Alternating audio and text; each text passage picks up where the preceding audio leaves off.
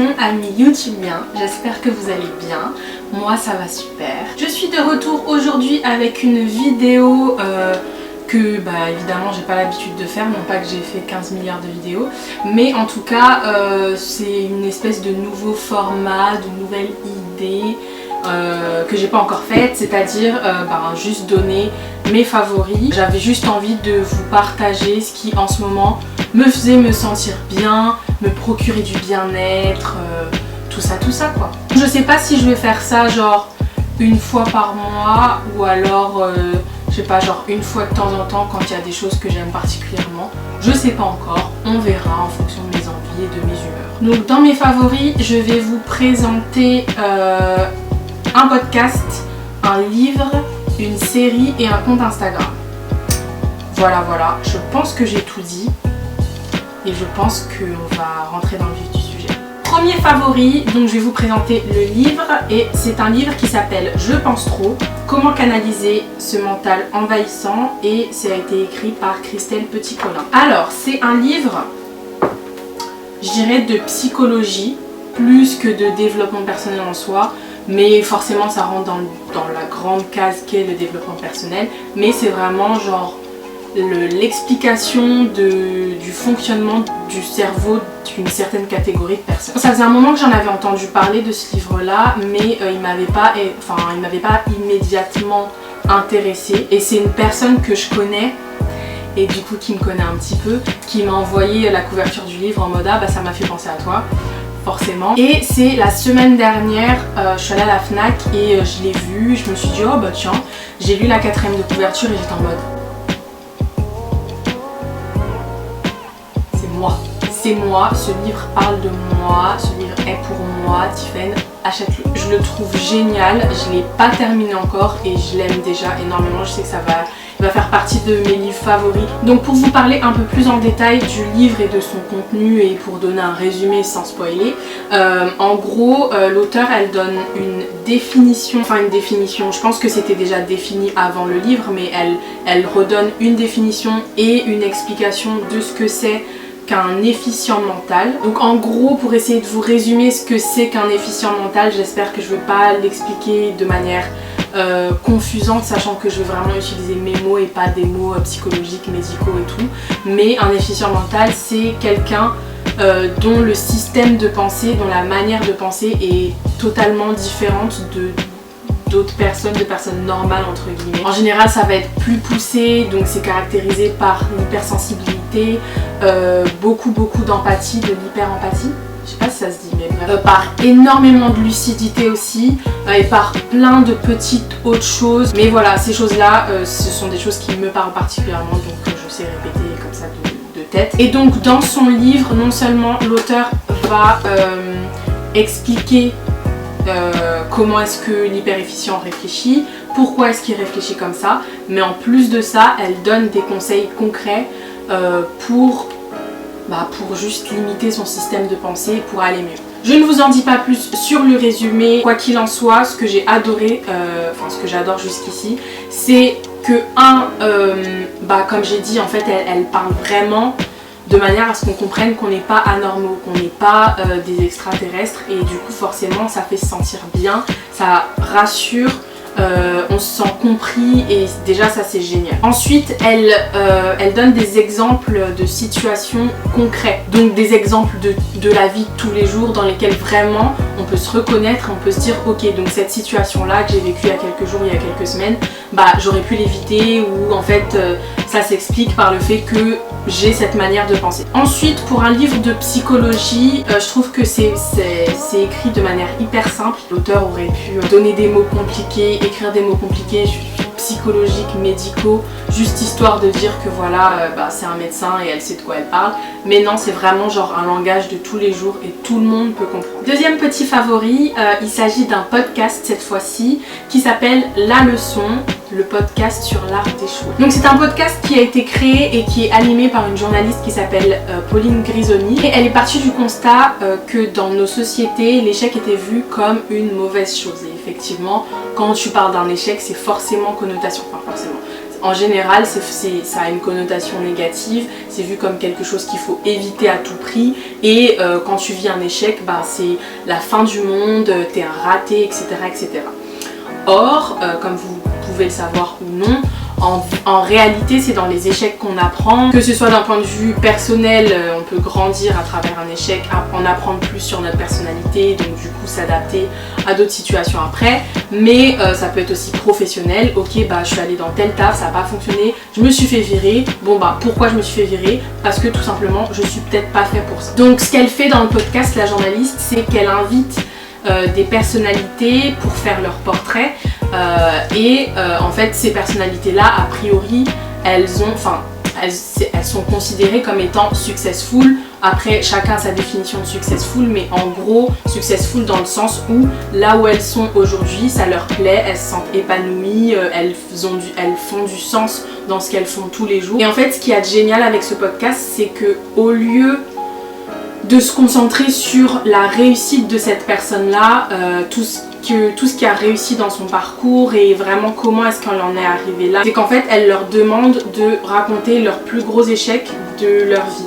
Et en fait on se rend compte à travers les épisodes que chaque échec en fait leur a appris énormément de choses et leur permet encore aujourd'hui de faire chaque mission différemment de s'ils avaient jamais connu cet échec là, ou même pire qu'en fait ils seraient pas du tout aujourd'hui là où ils sont s'ils n'avaient pas connu cet échec là. Donc ensemble ils parlent de comment est-ce qu'ils étaient hyper tristes, c'est-à-dire qu'à chaque fois, à chaque échec, donc à chaque épisode, ils disent ces gens-là, j'étais triste, j'étais au bout de ma vie, je pensais que c'était la fin, j'arrivais pas à prendre du recul, etc. etc. Après selon les personnalités évidemment c'est différent, mais en fait ce qu'il y a de génial c'est que ça montre la vulnérabilité de quelqu'un que en fait si on le voit comme ça dans la vie de tous les jours, président de je ne sais pas quoi, en fait ça paraît tellement lointain qu'on n'arriverait pas forcément à s'identifier.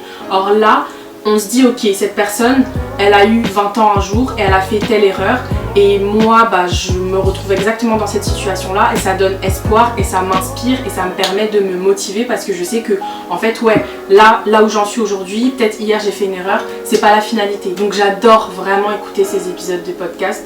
Ce que j'ai fait beaucoup c'est que je les écoutais genre le matin en me réveillant, en me préparant juste avant de partir parce que forcément genre entendre des trucs comme ça dès le matin ça motive et personnellement ça m'a fait me dire ok on va taffer c'est mieux. Troisième favori, cette fois-ci je vais vous parler de la série qui s'appelle Gentleman Jack. Et je tiens à vous dire dès maintenant que quand je vais vous parler de la série vous allez vous dire mais qu'est-ce que ça vient faire là?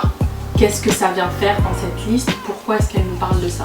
Mais vous inquiétez pas, je vais vous expliquer. C'est une série qui dresse le portrait de Anne Lister qui était une Britannique, elle vivait dans les années 1800 et en fait elle est connue notamment grandement pour être la première lesbienne plus publiquement reconnue, la première lesbienne moderne du monde occidental en tout cas. Et ça a été la première à monter au sommet du Vignemale qui est un sommet des Pyrénées. Donc déjà c'est la première mais en plus c'est une femme. Je vous laisse imaginer quand même dans les années 1800 le retentissement que cela a. Et donc la raison pour laquelle j'ai mis cette série dans cette liste là, et je pense que ça n'a pas exactement à voir avec les autres choses de la liste mais un petit peu quand même, c'est que premièrement personnellement ça me fait me sentir aussi bien que les autres trucs dans le sens où c'est hyper motivant et c'est hyper inspirant en fait, dans le sens où années 1800, la meuf,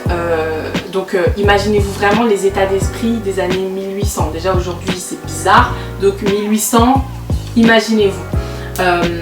Et en fait, elle avait une telle force de caractère qu'elle en avait rien à cirer. Enfin, a priori, elle en avait rien à cirer, mais évidemment, dans la série, on voit qu'elle a ses faiblesses et c'est génial. D'ailleurs, j'adore ça.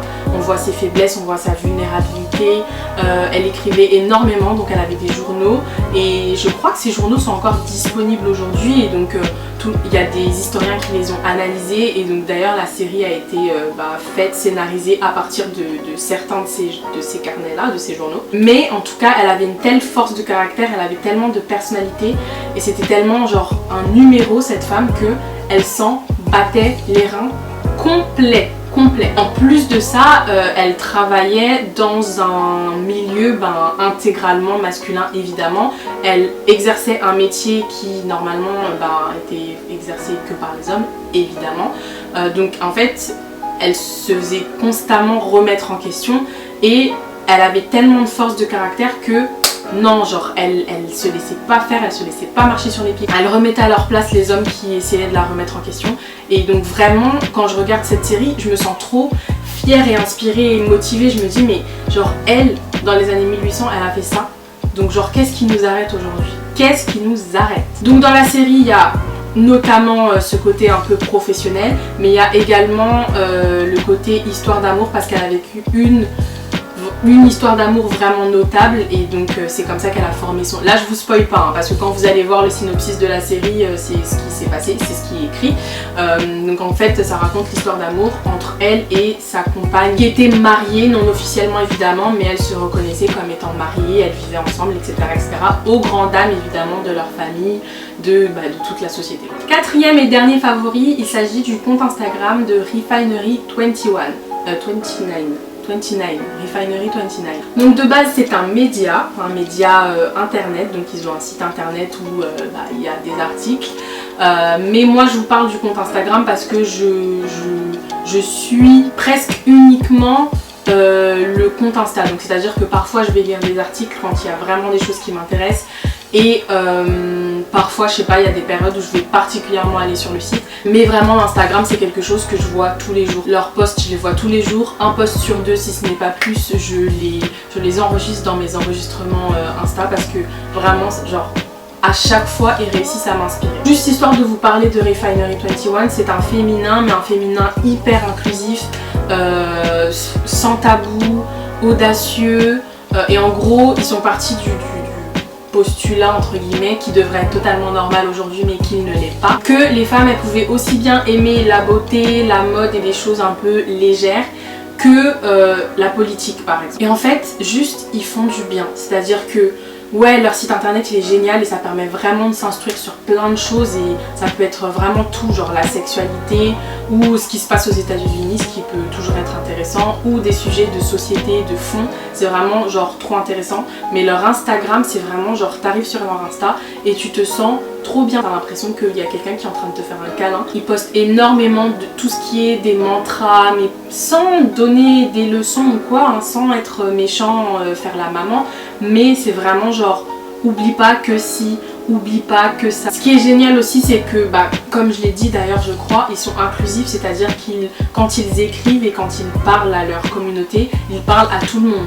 Donc que tu sois blanc, noir, violet, jaune, vert, tu mérites d'avoir ce contenu et tout simplement parce que tu es sur Terre en fait. Et donc ça, encore une fois, ça devrait être normal mais ça ne l'est pas, donc c'est vraiment rafraîchissant d'avoir ce genre de médias sur Terre. Mais en même temps, ils se prennent pas trop au sérieux, c'est coloré, c'est joyeux. Et d'ailleurs j'en profite pour dire que quand dans ma vidéo précédente sur comment bâtir une relation saine avec les réseaux sociaux, quand je dis que c'est important d'avoir sur les réseaux des comptes qui nous apprennent quelque chose, qui nous font du bien juste, c'est exactement de ce genre de compte dont je parlais.